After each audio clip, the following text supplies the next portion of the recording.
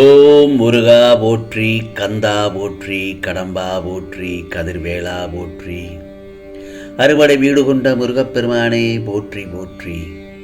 என் செல்ல பிள்ளைகளே, திருச்செந்தூர் முருகனின் மீது நம்பிக்கை இல்லை என்றால் நான் சொல்வதை கேட்காதே. நம்பிக்கையோடு கேட்டால் 100% நல்லது நடக்கும். இன்று எனது வாக்கினை நீ முழுமையாக கேட்கும் நொடி உன் மனதில் உள்ள சகல கோரிக்கைகளும் பல வேண்டுதல்களும் நிறைவாக நிச்சயமாக நிறைவேறும். முழு மனதுடன் முருகா என்று என்னை நம்பிக்கையுடன் நான் சொல்வதை கவனமாக கேள். நீ எனக்கு செய்த ஆராதனைகளை தோற்று போகும்படி விடமாட்டேன். உன் ஆசைகளை என்றும் நிராசையாக்க மாட்டேன். உற்சாகமா இல்லாமலேயோ மனச்சோர்வு இல்லாமலேயோ நான் என்றும் இருக்க விடமாட்டேன்.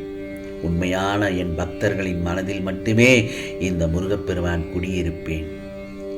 நானே பாதுகாவலனாக துணையாக இருப்பேன். வேலுண்டு வினையில்லை, யாம் இருக்க பயம் ஏன் என்று.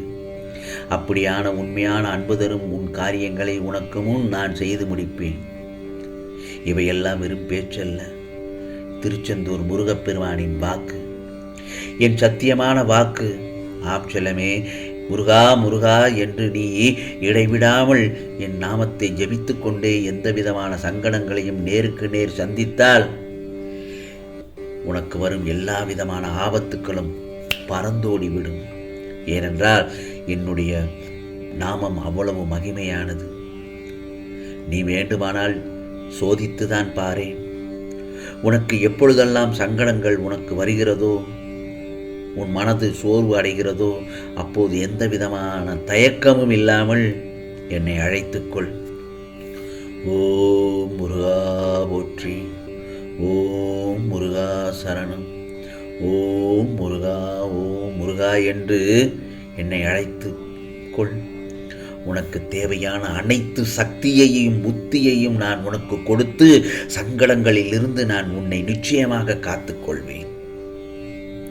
என் மீது முழுமையான உறுதியான நம்பிக்கை வைத்தாலே போதும். நிச்சயம் உனக்கு எல்லாமே தானாகவே நடக்கும்.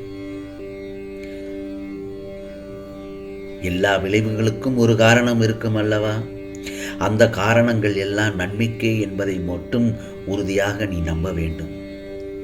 இன்னும் நான் ஒன்றை சொல்லவா?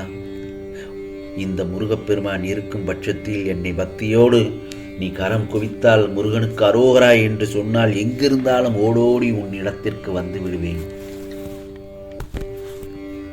ஏதோ உன் வாழ்வின் கடைசி நொடி வரை நான் உன்னோடு தான் இருப்பேன்.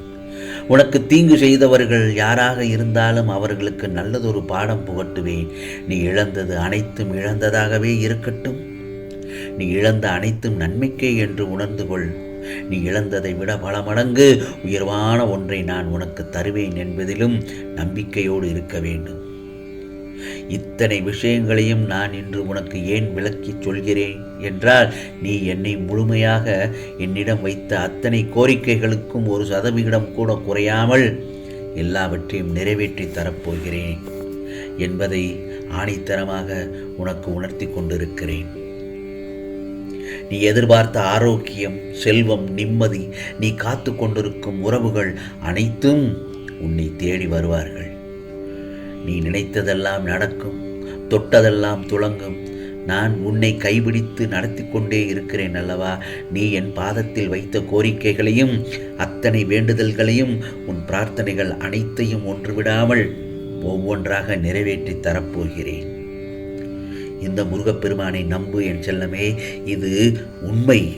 என்னை நீ முழுமையாக நம்பு. இனி நீ மகிழ்ச்சியாக இருப்பாய். மகிழ்ச்சியுடன் தான் இருக்க வைப்பேன். என் செல்லப்பிள்ளை, உன்னை என் கண்ணுக்குள் வைத்துள்ளேன். எப்படிப்பட்ட பாதுகாப்பில் இருக்கிறாய் என்று நினைத்து சந்தோஷப்படு.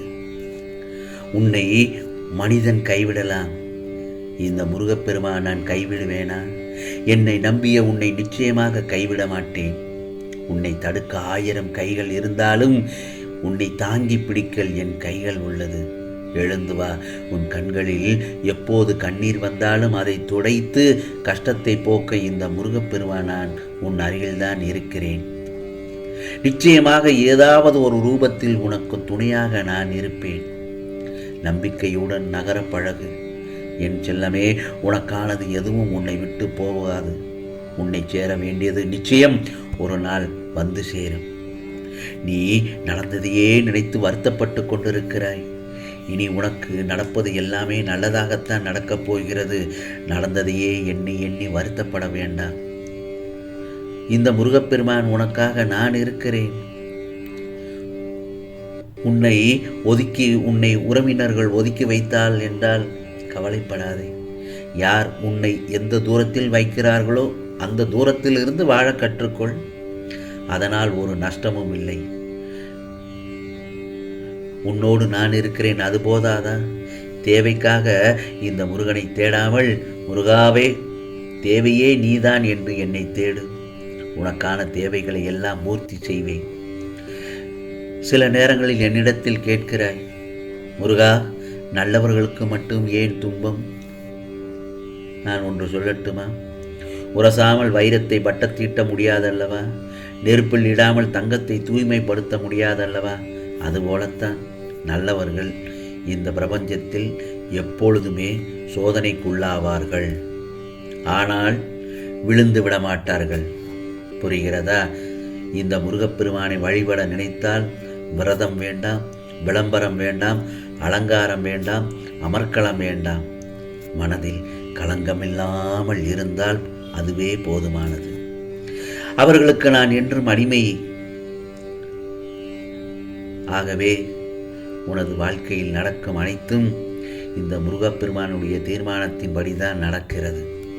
அதில் எந்தவித மாற்றமும் இல்லை, எந்தவித சந்தேகமும் இல்லை. நம்பிக்கையுடன் நீ காத்திரு. நிச்சயமாக ஒவ்வொரு துன்பத்திற்கும் பின்னால் நல்லதொரு இன்பம் காத்திருக்கிறது. உனக்கு நான் மட்டுமா குழந்தை? கோடான கோடி குழந்தைகள் உனக்கு. நான் இல்லை என்றால் உனக்கு என்ன கவலை என்கிறாய்? தாய்க்கு எத்தனை குழந்தைகள் இருந்தாலும் எல்லோரும் சமம்தானே. நான் உன் தாய் அல்லவா? நான் பொறுக்கி எடுத்த வைரங்களில் நீயும் அதில் அடக்கம். உன் வேண்டுதல்கள் கண்டிப்பாக நடக்கும். நீ வருந்தும் அளவிற்கு ஒன்றும் நடக்காது. நான் மட்டுமே உனக்குள் இருக்கிறேன் என்று நீ உணரும் நொடியில் உன் கண்ணீரும் என்னோடு கலந்துவிடும், உன்னை போல. ஆகவே இனி வரும் காலங்களில் உன் கை ஓங்கி நிற்கப் போகிறது. உன்னை தேடி சிலர் அவர்களை அறிமுகப்படுத்திக் கொள்ள முன் வருவார்கள்.